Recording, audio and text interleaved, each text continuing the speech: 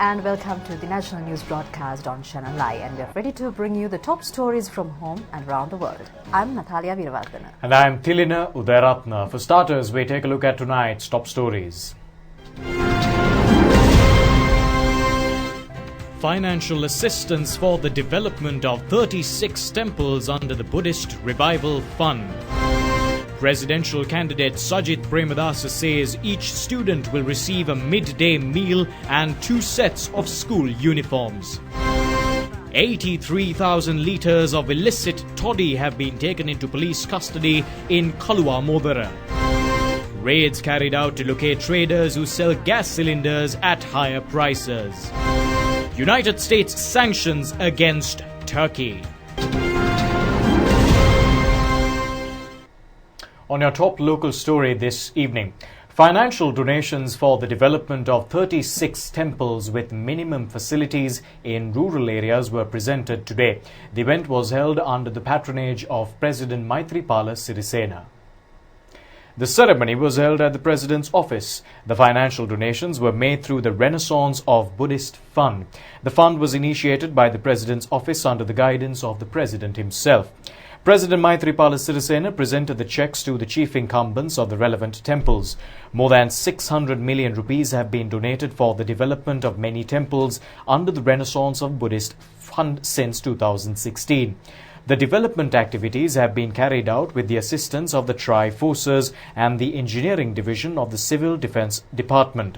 Steps have been taken to settle the land disputes of the temples by awarding puja deeds to the relevant temples with the mediation of the President.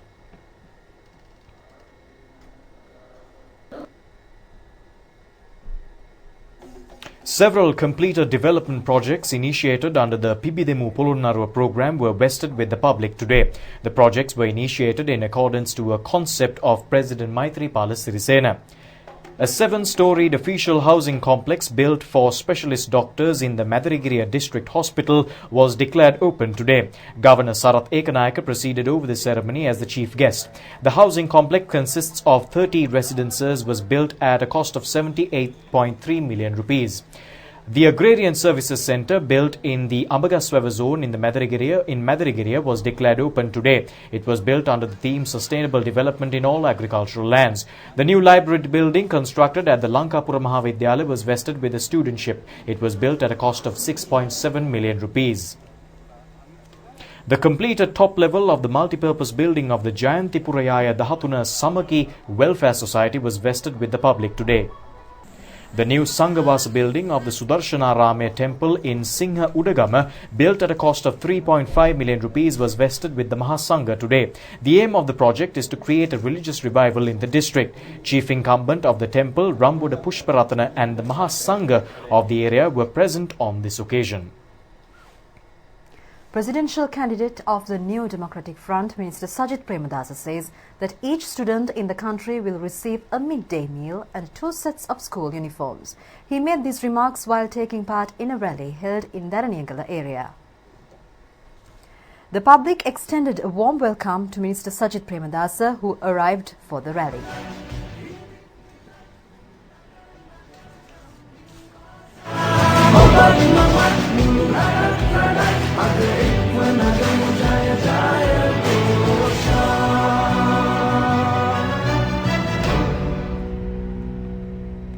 මම ඔබලට කියන්න කැමති මේ ජනාධිපතිවරණ මැතිවරණ ව්‍යාපාරේ දේශපාලන රූකඩයක් නෙවෙයි මම එක් එක්කෙනා පාලනය කරන එක් එක්කෙනාට යටත් වුණු වහල් ජනාධිපතිවරණ අපේක්ෂකවරයෙක් නොවේයි මම ඔබලට කියන්න කැමති මේ රටේ ජනාධිපතිවරයා හැටියට රටේ ජනතාව මාව දිනවනකොට මාව හසුරුවන්න කවුරුත් නැහැ මාව පාලනය කරන්න කවුරුත් නැහැ මාව හසුරුවන්නේ මාව පාලනය කරන්නේ මහ පොළොවට පය ගහලා ජීවත් The වෙන New Democratic Front, Minister Sajith Premadasa, said that he is not a political puppet or an enslaved presidential candidate.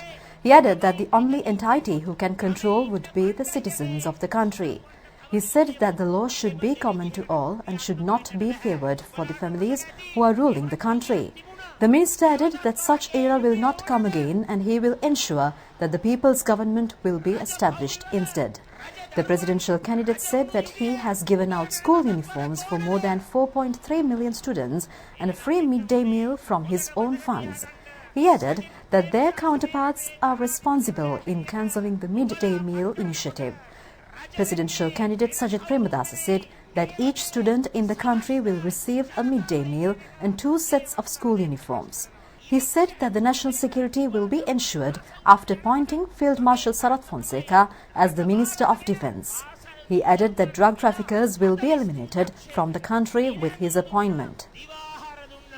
අපේ ප්‍රතිවාදීන් තමයි පාසල් දරුවන්ගේ දිවා ආහාරය කැපුවේ දිවා ආහාරය කපපු පුද්ගලයෝ දැන් දරුවෝ වඩාගෙන දරු සුරතල් පෙන්න ඡන්ද ගන්න හදනවා මම ඔබලට පොරොන්දු වෙනවා 16 වෙනිදා මේ රටේ ජනාධිපතිවරයා හැටියට තමුන්නාන්සලා මාව පත් කරනකොට මේ රටේ පාසල් දරුවන්ට නිලැඳුම් කට්ටල දෙකයි දිවා ආහාරයයි හැම පාසලකටම හැම දුවා දරුවෙකුටම ලබා දෙනවයි කියලා මම මේ අවස්ථාවේ ප්‍රකාශ කරනවා ඔරිජිනල්ම වැඩකාරයව ආරක්ෂක ඇමතිවරයා හැටියට පත් කරලා ෆීල්ඩ් මාෂල් සරත් ෆොන්සේක මැතිතුමාව පත් කරලා රටේ ජාතික ආරක්ෂාවත් රැකගන්නවා ත්‍රස්තවාදය විනාශ කරනවා ඒ වගේම මිත්‍රවරුනි කුඩුකාරයෙන්වත් මේ රටින් තුරන් කරනවායි කියන එක මේ අවස්ථාවේ ප්‍රකාශ කරනවා ආදරණීය ජනතා නායකයාට පොදු ජන හිතවතාට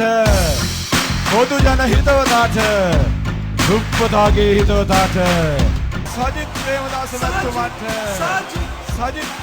මැතිතුමන්ට අපේ ආදරණීය A program organized by the Federation of National Organizations was held at the Sri Lanka Foundation Institute today. The program was held under the patronage of presidential candidate of the Sri Lanka Pudujana Peramuna Gotabaya Rajapaksa. Presidential candidate of the Sri Lanka Pudujana Peramuna Gotabaya Rajapaksa said that a massive national pride was formed within the country with the conclusion of the 30-year-old war. They took measures to completely eradicate terrorism from the country. He said that the War Heroes Parade not only is conducted with the aim to celebrate the victory of the war, but also to create a national pride among the younger generations of the country towards the nation. විශේෂයෙන්ම අපේ තරුණ පරපුර අනාගත පරපුර වෙනුවෙන් අපේ රට The health policy of the National People's Power Movement was launched today under the patronage of presidential candidate Anurakumara Dissanayaka. The event was held at the Sri Lanka Foundation Institute. Members of the committee to draft the health policy were also present on this occasion. The theme of the draft policy is Quality Health Service, Healthy Citizen. Presidential candidate Anurakumara Dissanayaka said that the national health policy only serves for the rich and powerful entities in the country, and the poor has been left with death in hand. He said that the health policy of the country should be redrafted. He added that the aim of the policy framework is to reinstate the free health service in the country. He said that the primary intention of this policy framework is to provide health services to all in an equal manner, without any forms of division. Presidential candidate Dissanayaka said that the Sri Lanka Airlines has suffered a loss of 142 billion thus far. He added that there are 600 hospitals in the country. He further added that 250 million rupees should have been allocated for each hospital in the country if the funds spent for Sri Lankan Airlines were saved. Also, he said that 1 million rupees should have been allocated for 2 hospitals if the funds spent for the Lotus Tower was saved. He said that the previous governments have always invested funds on certain projects for their own gains. He also said that the revenue of the government is amounting up to 15% of the gross domestic product. However, he said that the expenditure of the government is at 28% of the GDP. He questioned the reason for not including the health expenditure with the government expenditure. He said that it is consequent to the misappropriation of funds by the government.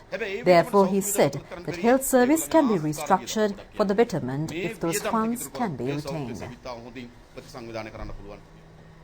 A media briefing was held with the participation of presidential candidate of the Sri Lanka Pudujana Peramuna Gotabaya Rajapaksa and opposition leader Mahinda Rajapaksa today. It's not right to hang on to old issues. So there are some unresolved questions that people of the North and East highlight, even as they highlight jobs and education. They are asking what happened to the people who surrendered to the army. Since you were leading the army at that time, could you please tell us what happened to the people who surrendered to the army? Where are they? You are mistaken, I think. I was not leading the army. Okay, your brother was. No, not. There was a command army. Army was led by army commander. No, you were Navy defense was led by secretary, Navy commander. so you were definitely aware. So, I mean, what would you tell the people who are asking that question? What is the question? That what happened to the people that surrendered to the army?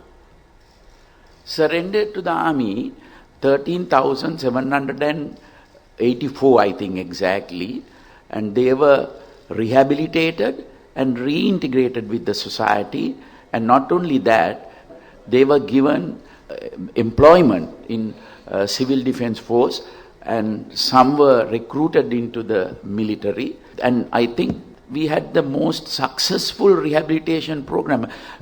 There is nowhere in the world that any country had done such a good, well-planned rehabilitation program. Police media spokesman SP Ruan Gunasekara says that 45.8 million rupees will be spent to remove posters and cutouts. He made these remarks during a media briefing today. 4 categories of offices and centres can be maintained on behalf of a presidential candidate. A declared central election office can be maintained under the first category. Only one office of the category 1 can be maintained in an electorate. A declared election office branch can be maintained under the second category. Only one office of the category 2 can be maintained in an electorate. A declared election office branch can be maintained under the third category, similar to the second category. Offices under the third category can be established in 160 electorates under the old electorate system. The candidate or the authorized agent has the ability to maintain an office in their respective residences, which is under the fourth category. One office can be established for each electorate. Such offices or centres should be registered with the returning officer or deputy or assistant election commissioner prior to the establishment. These offices can only be maintained until November 17th.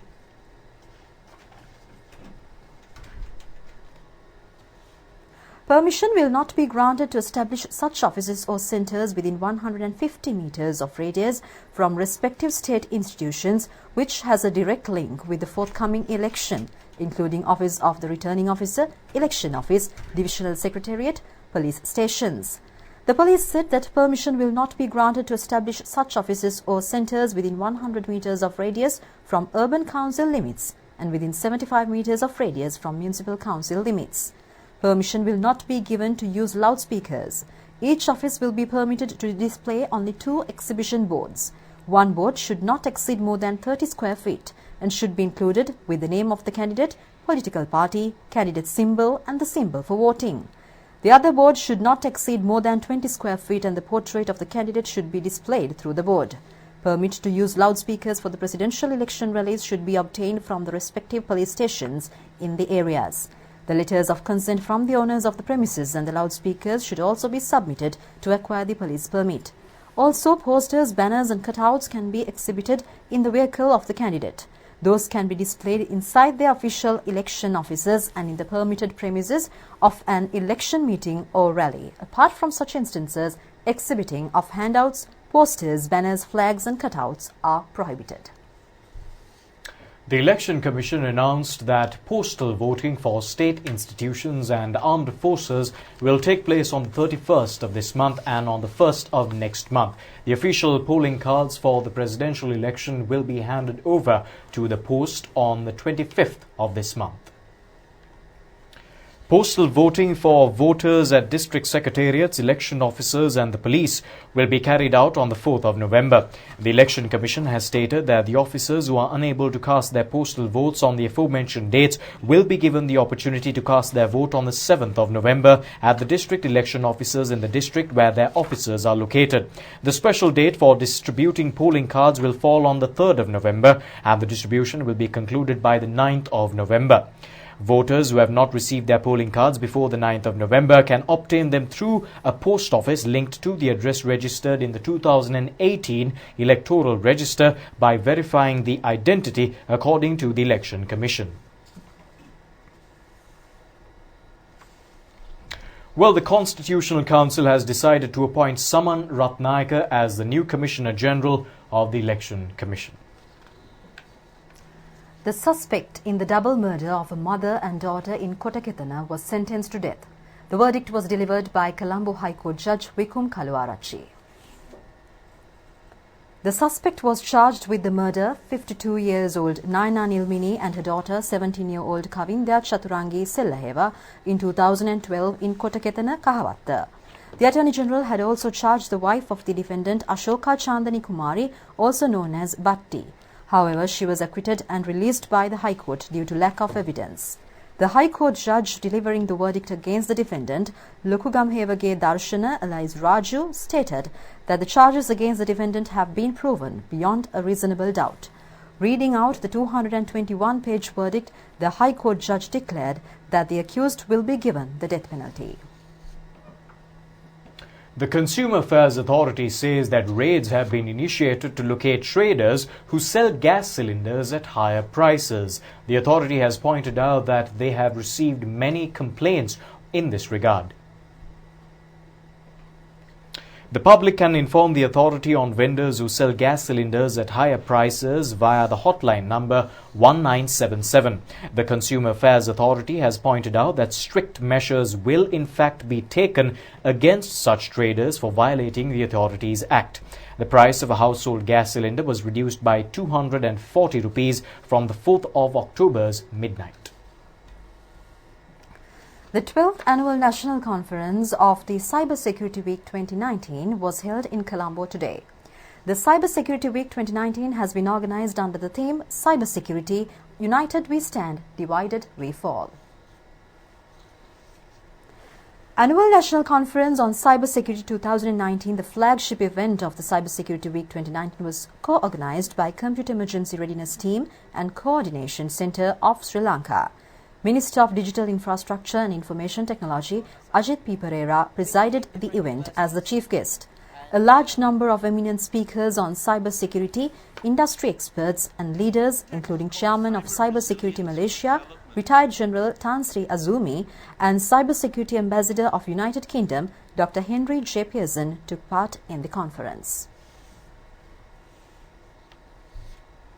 And my good friend Rohana, the Global Cybersecurity Index 2018 is a good benchmark and indicator of the level of cybersecurity commitment of member states. The finding acknowledges Sri Lanka's development of complex commitments and engagement in cybersecurity programs and initiatives. Whilst the tiers amongst us may differ, there are illustrations of best practices and good cybersecurity amongst us that can be adopted to foster a culture of good cybersecurity. The Global Cybersecurity Index singled out Sri Lanka's legal pillar where best practices are provided, illustrating what is happening, achievements and progress.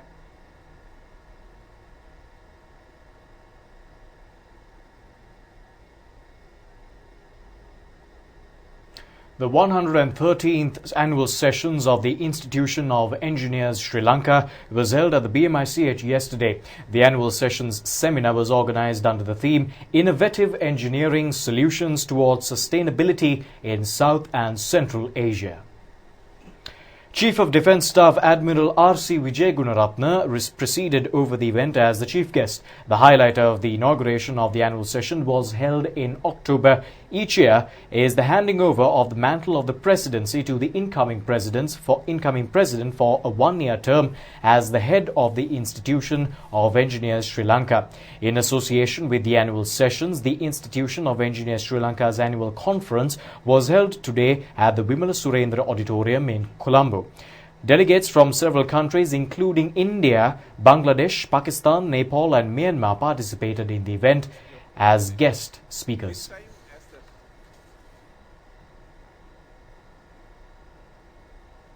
especially the Sri Lankans who are here today, have seen the hard work of our gallant men and women in uniform, fought nearly 3 decades to eradicate terrorism from our souls. But I doubt whether you are fully aware of some of the outstanding contributions made by the engineers in uniform.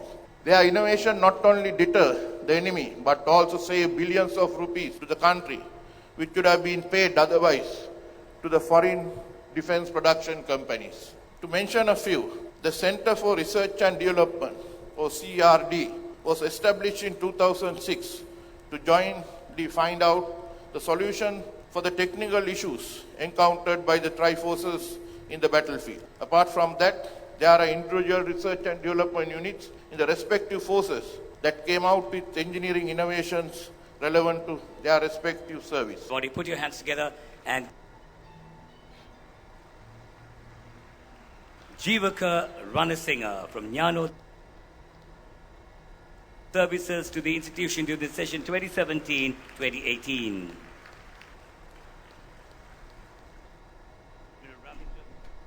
The police have taken 83,000 litres of illicit toddy under the custody after raiding a toddy brewery in Kaluamodara, Aludgama. The special raid was conducted by the Police Special Task Force. It was revealed that the illicit toddy has been produced by infusing poisonous substances which are not suitable for human consumption. It was also revealed that the illicit toddy produced in the den has been supplied to a permit-holding Arak brewery as coconut toddy. The Excise Department has said that a tax fraud has also been committed through this illegal venture. The Excise Department further added that approximately 196,000 litres of illicit toddy have been found in permit-holding breweries during raids carried out in Kaluamodara, Darganagar in Aludgama. And police media spokesman SP Ruwan Gunasekara said that investigations are underway regarding the illicit toddy brewery in Kaluamodara, Aludgama.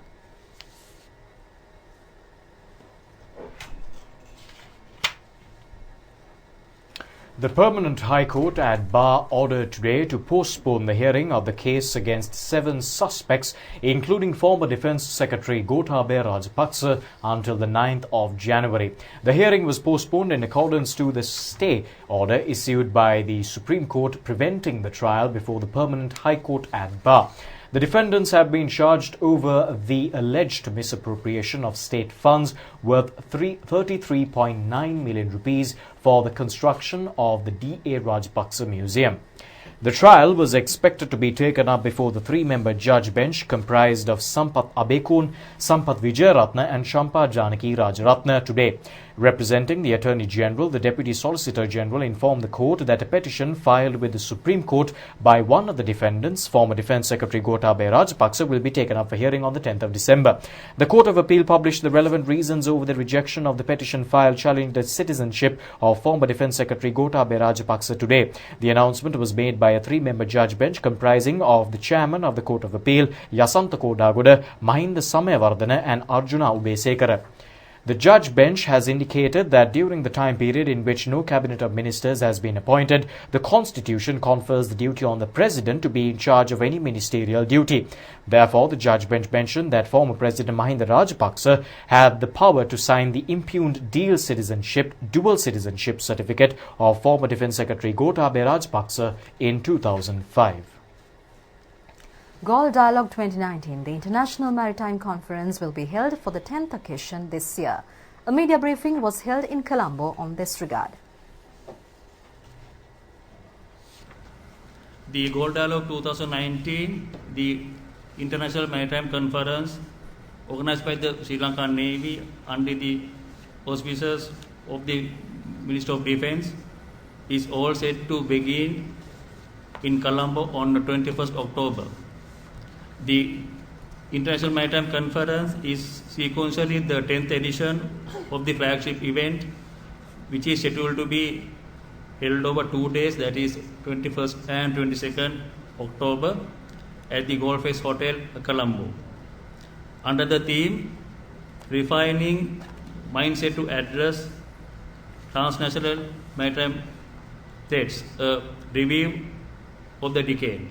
Maritime partners world over from 55 countries, 10 international organizations and 3 defense industries are expected to make their presence in this year's event on the invitation of the Commander of the Navy. The President, His Excellency Maithripala Sirisena, will be the chief guest for the event. In different forums like this, some sort of a souvenir is given for the delegates who are arriving from foreign countries. Now here, this time, we have decided to give all the participants coming from abroad a t-shirt made out of plastics. You may be wondering what is the t-shirts made of plastics, but these t-shirts are made from the fibers that are collected from the bottles, the PET bottles that are thrown into the sea by others. So we collect these bottles all over the beach cleaning sites every Saturday, and we collect them, brought into the Crow Island where our collection center is, and we pack them and we send to the outside organization where they turn these bottles into the yarns. So these polyester yarns are made to woven these t-shirts. So the t-shirt itself is a plastic or the polyester material, and that is why we have decided to give it to our delegates. And one more thing, once you are fed up of these shirts, or once you have worn out this shirt, t-shirt itself can be recycled again. So nothing will go waste. Another speciality of this 10th edition would be that we will be showcasing the boats, small boats that we manufacture here in the naval facilities. So some of them we have sold to other countries, some of them have been donated. So this will be, the guests would be able to see what our capacities or what we can manufacture in our boat yards. Today is International White Cane Day. Various functions had been organized across the island on behalf of this. Blind and visually impaired people used a black-colored cane as a mobility tool at first. It was introduced by a blind English national, James Biggs. Due to the inconvenience he suffered with the amount of traffic around his home, he painted the walking stick white to be more easily visible. With many people becoming blind after the World War I and II, more white canes were utilized by the blind war veterans and civilians for mobility purposes. The World White Cane Safety Day was declared from 1981 onwards in accordance to a request was made to the United Nations by former Prime Minister late Dudley Senanayake while compiling to a request made by blind and visually impaired people to him. The national ceremony to commemorate the International White Cane Day was held this morning at the Public Library Auditorium in Colombo. This had been organized by the Sri Lanka Blind Public Services Board.